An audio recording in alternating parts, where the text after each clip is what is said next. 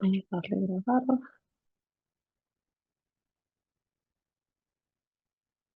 Recording in progress. Listo, muy bien, buenas noches. Continuando con los temas de teoría para este tercer módulo, ya estamos cercanos, próximos al examen, la próxima semana, el miércoles, tenemos nuestro último examen, y no podíamos dejar de tocar el tema de marcadores tumorales, que dentro de patología clínica pues son una herramienta fundamental y a lo largo de la presentación pues van a ver que son de suma utilidad tanto en el pronóstico, en el diagnóstico, en el seguimiento, en la terapéutica, son súper útiles. ¿Te ve la presentación? Sí, Sí, doctora. perfecto. Gracias, Camila. Bien, entonces comenzamos con algunos conceptos, ¿no? Los marcadores tumorales son moléculas, en la gran mayoría son glucoproteínas, sin embargo, ya en la actualidad pues podemos tener de genes, que son producidas por células tumorales o por el propio organismo en respuesta a la presencia de un tumor. Entonces su presencia puede ser detectada tanto en el suero, es decir, en la sangre, o en otros líquidos corporales. Y esto me va a indicar básicamente que está habiendo un crecimiento o actividad tumoral. Y es así pues que vamos a permitirnos conocer la presencia, la evolución o la respuesta al tratamiento en el caso de un tumor maligno. Los marcadores tumorales se van a, van a hacer entonces unos mecanismos a distancia, ¿no? Unas señales, indicadores que me van a poner en alerta de que existe una neoplasia. Lamentablemente estos marcadores no son específicos. Eh, vamos a poder encontrar muchos de estos nevados en cuadros que no necesariamente pues, son oncológicos, pueden ser situaciones fisiológicas de un embarazo o situaciones patológicas no tumorales. Entonces, un primer dato que tenemos que valorar es tener en cuenta el cambio cuantitativo en el tiempo. Es decir, va a ser una señal de alarma cuando vamos a encontrar incrementos anormales en la concentración de los marcadores. De forma ideal, pues los marcadores nos deberían ayudar en la detección precoz, en el pronóstico, en el estadiaje, en el seguimiento, para predecir recurrencias, que tengan una elevada sensibilidad, una elevada especificidad, un valor predictivo positivo súper bueno y que sean órgano específicos. Ya, esto sería el mundo ideal. Sin embargo, nada de eso ocurre, ¿verdad? En la práctica son poco específicos, pueden aumentar en diferentes tumores y en procesos benignos, y también pues son poco sensibles en estadios iniciales. Su principal aplicación va a radicar en el seguimiento de los pacientes, tanto para detectar una recidiva temprana. Entonces, ojo, me va a ayudar ya después que yo he hecho el diagnóstico, y también para evaluar la efectividad del tratamiento. Entonces, nuevamente, estadios iniciales no va, no va. Pero ya una vez diagnosticado mi paciente, aquí va a ser la principal utilidad. Podemos clasificarlos de acuerdo a su especificidad y sensibilidad. Aquellos que tienen una muy buena especificidad y sensibilidad, que pueden ser detectados, que si bien pueden ser detectados en diversas situaciones fisiológicas, pero si las descartamos y evaluamos que existen incrementos importantes, casi siempre me van a estar indicando la presencia de un tumor maligno. Y acá tenemos dos representantes, la beta HCG, la gonadotropina corénica y la calcitonina. Hay algunos de sensibilidad y especificidad variable. Estos van a ser, por ejemplo, aquellos que tienen una sensibilidad y especificidad muy bajita en los estados iniciales, pero que en estados avanzados pues son básicamente muy clara su elevación y su presentación, ¿no? Por ejemplo, acá tenemos PSA, tenemos la fetoproteína, antígeno carcinoembrionario, el CA125, el CA15-3, lenolasa neuronal específica y el antígeno carcinoma de células escamosas, entre otros. Y aquellos de muy baja sensibilidad que son que incluso en fases avanzadas de la enfermedad no me va a indicar que posiblemente sea un evento oncológico, ¿no? Y acá tenemos algunas enzimas, como la deshidrogenasa láctica y el cifra 21. Entonces, algunas consideraciones especiales cuando querramos valorar un resultado de un marcador tumoral. Ante la detección de un valor elevado, de cualquier marcado que sea, vamos a tener que discriminar si es que esta elevación es por presencia del cuadro oncológico o por presencia de un cuadro benigno. Pero para eso vamos a utilizar tres puntos. La concentración sérica del marcador, tenemos que descartar esta patología benigna y realizar un control evolutivo. Son tres pasos muy importantes. ¿De qué va la concentración sérica? Pues por regla general, las concentraciones de la mayoría de los marcadores que se pueden observar en ausencia de neoplasias son usualmente moderados y generalmente muy inferiores a los que convencionalmente pues los vamos a encontrar en pacientes que incluso tienen metástasis. Entonces, cuanto mayor es la concentración de un marcador tumoral, mayor es la probabilidad de que se trate de un tumor maligno. Por ejemplo, valores superiores a 20 en el carcinoma embrionario, cuando se sabe que el valor de referencia me indica que debe ser menor de 3, 20 es exponencialmente muy alto, ¿no? Altamente posible que sea un evento oncológico. Asimismo, para el CA 125, si sé que su valor de referencia debería estar por debajo de 46 y encuentro 500, ahí tenemos una banderita que nos está alertando de que posiblemente estemos en un cuadro oncológico. Segundo paso, tenemos que descartar la patología benigna. Acá, especial cuidado con los pacientes que sufren de hepatopatías crónicas o insuficiencia renal, porque son la principal causa de falsos incrementos y que pueden llegar a ser hasta moderados en los marcadores tumorales. De hecho, hay marcadores tumorales que se sabe que tienen una fuente especial de falsos positivos. ¿Cuáles son? Por ejemplo, en el caso de enfermedades dermatológicas, se sabe que el antígeno carcinoma de células escamosas lo podemos encontrar incrementado. En un paciente con colestasis, el CA 19-9 valorarlo en un tema oncológico no va a ser relevante. Y en la presencia de derrames, pues el CA 125 lo vamos a encontrar también incrementado. Entonces, más allá de estas situaciones específicas, recordemos que tenemos que tener especial cuidado en pacientes con hepatopatías y con insuficiencia renal. Luego tenemos el control evolutivo. El hallazgo de concentraciones elevadas de cualquier marcador de forma aislada tiene valor limitado. Uno es ninguno. Entonces es necesario realizar dos o tres determinaciones seriadas. ¿En qué tiempo? Con un intervalo superior a la semivida que tiene este marcador. Por ejemplo, el tiempo que tarda en que esta sustancia se depure o descienda a la mitad de su concentración. Y luego vamos evaluando los resultados en conjunto. Convencionalmente, entonces, la recomendación va a ser que por lo menos esperemos 15 días entre una medición y la otra. Y si encontramos que existe un incremento o una disminución que supera el 20%, otra banderita que me podría estar haciendo pensar en un cuadro oncológico. Si las cifras del marcador entonces sufren un incremento continuo, pues acá podríamos asegurar con bastante seguridad que es de origen tumoral. Por el contrario, si no se modifican, si se mantienen estables e incluso tienden a descender, tenemos que buscar otra patología y que posiblemente sea una patología benigna. Miren, por ejemplo, acá en este cuadro tenemos lo que sucede con el antígeno carcinoma embrionario y este falso positivo a consecuencia de un paciente con hepatopatía. Vamos a hacer más seguimiento, incluso miren, al inicio del control va a presentar valores elevados.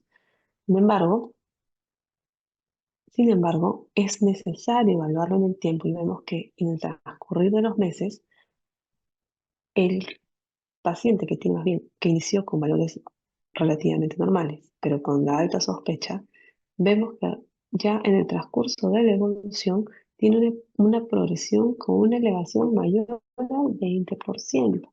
Entonces acá sí nos va a llamar la atención. Cosa diferente que sucede en el paciente con hepatopatía. Va a fluctuar y oscilar casi entre los mismos valores. Entonces, los marcadores tumorales, por ejemplo, si hablamos del antígeno carcinoma embrionario, este va a ser un marcador poco específico.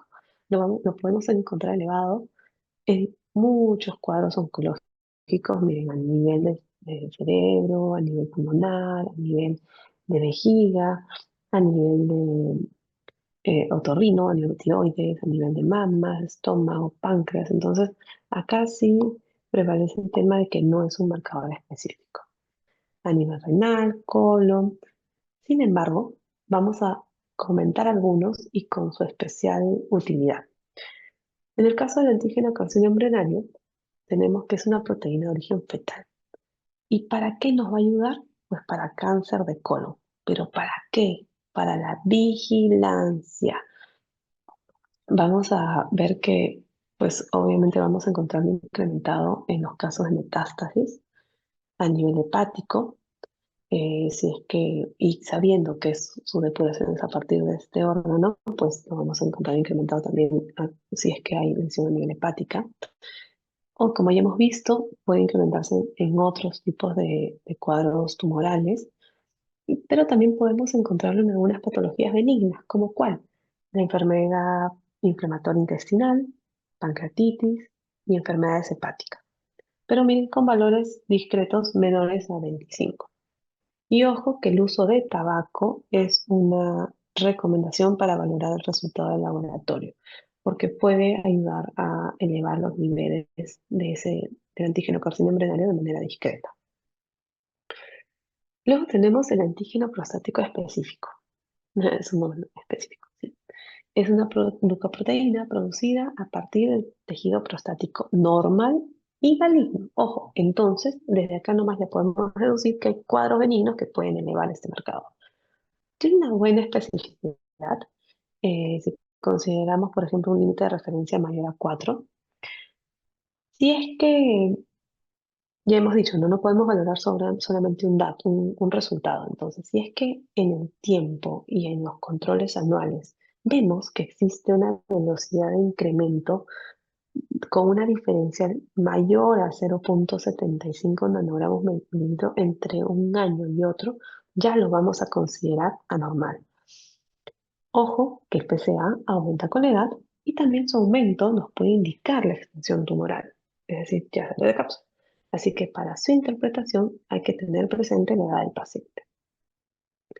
Las causas benignas que pueden elevar el PSA, la hipertrofia benigna de próstata, las prostatitis, lesiones prostáticas, manipulación a nivel de urinaria, procedimientos como biopsia. Y entonces, en definitiva, el PSA no es evidencia de que existe una neoplasia prostática. Por lo tanto, deberíamos hacer otras pruebas, como por ejemplo la biopsia prostática. Y si no hay fallo, ¿no? Pero tendríamos que estar biopsiando todos los que tienen algún valor elevado para evitar someter a nuestro paciente a los procedimientos de biopsias o biopsias innecesarias. Vamos a tener que hacer un cálculo en relación al PSA libre, donde vamos a tener el PSA libre en relación al PSA total. Si tenemos que esta relación es menor al 15%, entonces aquí sí, banderita, banderita, banderita, altamente posible que estemos frente a un cuadro de neoplasia y aquí sí, este paciente va de todas maneras a realizar su biopsia. Los niveles de PSA han demostrado ser súper útiles para supervisar la eficacia del tratamiento y para controlar las recaídas, ya que su incremento tras la normalización, es decir, lo traté, volvió a cero, casi siempre pues me va a indicar que existe una recurrencia o propagación de la enfermedad. En el caso del CA-125, esta glucoproteína nos va a ayudar mucho en los carcinomas de ovario de estirpe cancerosa. Es sintetizada a partir de los conductos de Müller, es decir, pues, es común a trompadas de falopio, endocervix y fondo vaginal, así como mesotelio, es decir, pleura pericardio peritoneo. Entonces, vamos a poder encontrarlo presente en diferentes cuadros. Patologías benignas como insuficiencia renal y hepatopatías que ya hemos mencionado, así como de causas ginecológicas. Sin embargo, si tenemos ya el dato del antecedente de una neoplasia ovárica y presencia de ascitis, pues con un valor, por ejemplo, de más de 900, esto nos va a dar una banderita de que posiblemente sea un cuadro pues, oncológico. Las variaciones en los valores de este marcador nos van a aportar información, pero básicamente en cuanto a la respuesta al tratamiento quirúrgico y quimioterápico. Y nos va a ayudar con la evaluación de la aparición de recidivas, ¿no? En el caso del CA15-3, tenemos que es una glucoproteína de alto peso molecular y la vamos a utilizar básicamente para el control y tratamiento de cáncer de mama. Básicamente en las formas avanzadas cuando ya tenemos una enfermedad metastásica. Puede estar elevado en otras lesiones, sí, el cáncer de ovario, pulmón, próstata y algunas patologías benignas también, donde incluso el embarazo y la lactancia podrían positivizarlo. Y dado que este marcador no suele elevarse en los estados iniciales de la enfermedad, no nos va a servir. Entonces, obviamente, ya es de los que nos va a servir solo en enfermedad metastásica. Entonces, no lo vamos a utilizar en un diagnóstico reciente, para despistaje, para confirmar diagnóstico, ni para hacer estadiaje en una paciente recién diagnosticada de cáncer de mama. El CA19-9, esa glucoproteína nos va a ayudar en pacientes con CA de páncreas. Valores por encima de 300, y este dato tiene un valor predictivo positivo del 90%. Puede encontrarse en otros tumores, o sea, tumores biliares, gástricos, colon, y algunos procesos benignos podrían también elevar este marcador, pero en una concentración mucho más moderada, ¿no? Como la titis, cirrosis, diferentes diagnósticos pueden tener cierta elevación de este marcador. La alfa-fetoproteína es otra prueba interesante. Tiene esta característica de ser una proteína oncofetal, que es muy similar a la albúmina y en condiciones normales pues la vamos a tener que es producida por el saco vitelino, luego por el hígado fetal y luego en el líquido amniótico. Es básicamente la que va a predominar en el suero fetal y tras el nacimiento cae rápidamente. Y en el embarazo podemos encontrar valores elevados asociados a estudios prenatales de riesgo de trisomía 21, donde los valores van a ser relativamente bajos, ¿no? La gafetoproteína está asociada a los tumores germinales no seminomatosos y se asocia con la diferenciación del tejido de seno endodérmico.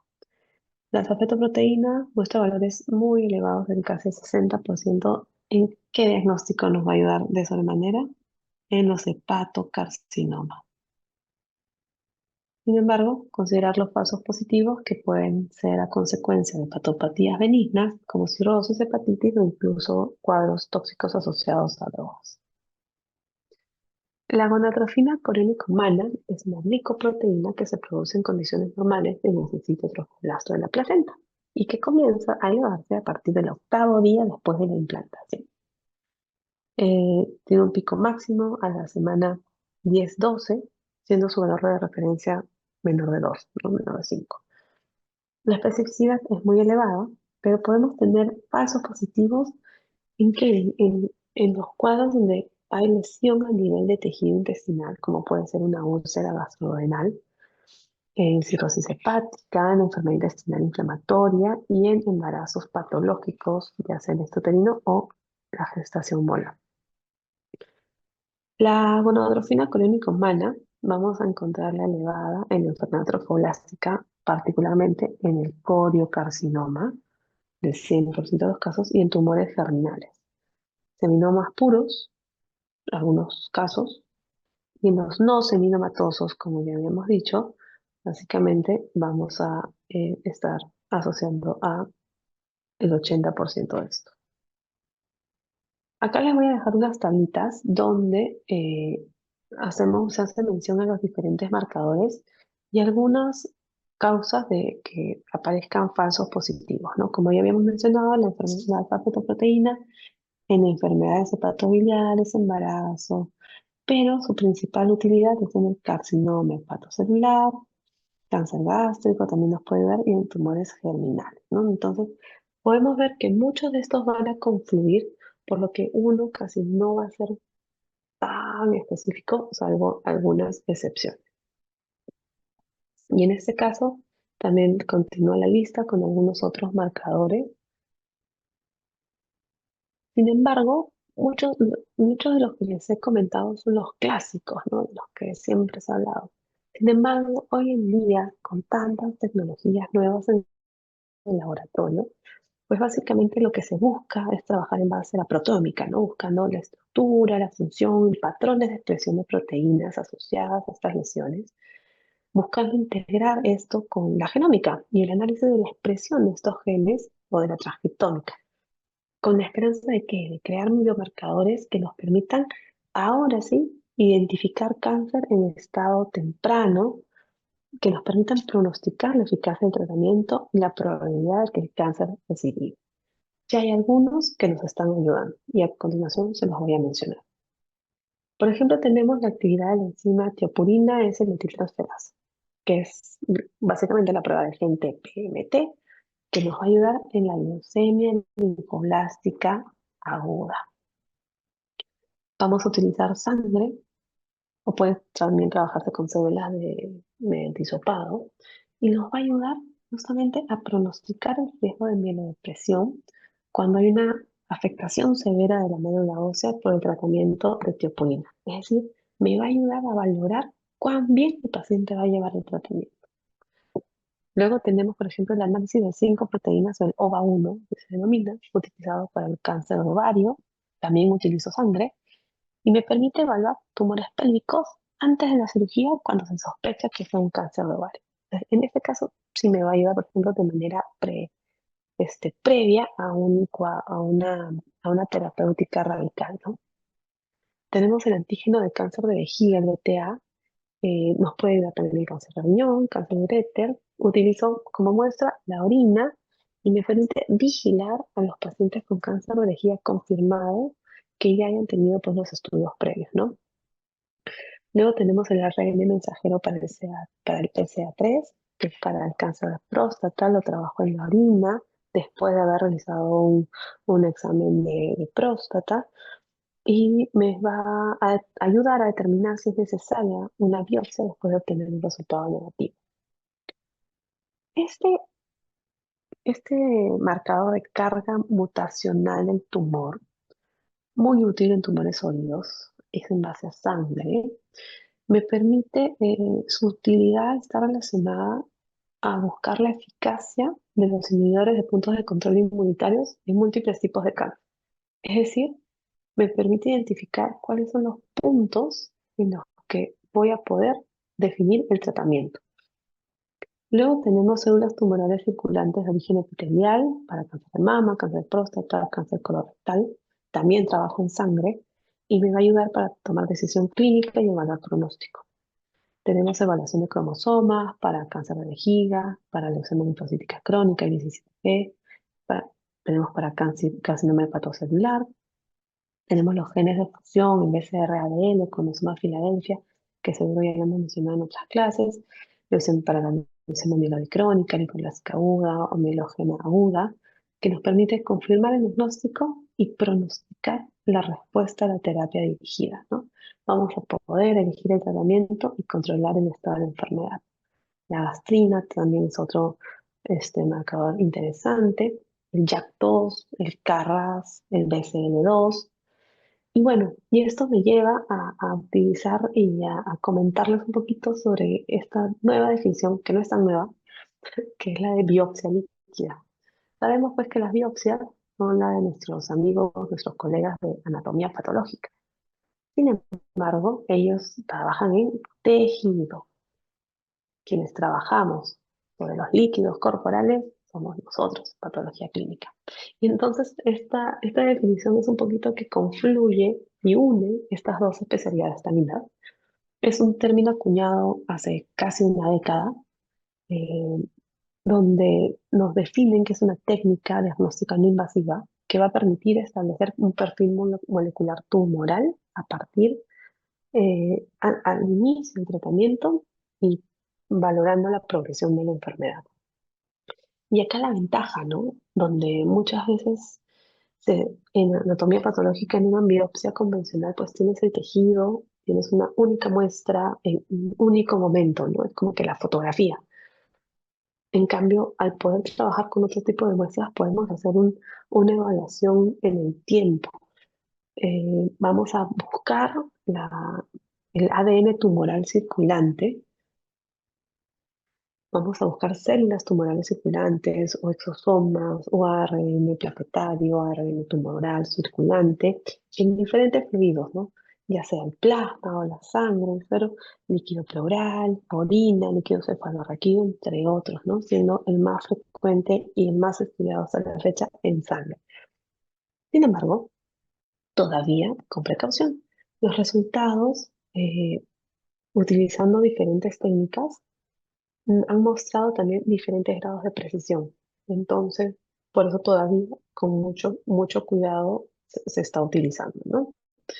Acá tenemos a partir de una muestra sanguínea o una muestra de líquido biológico, como hemos mencionado, podemos trabajar plaquetas, podemos trabajar leucocitos, podemos trabajar pies, y a partir de esto es que vamos a buscar el ADN tumoral circulante.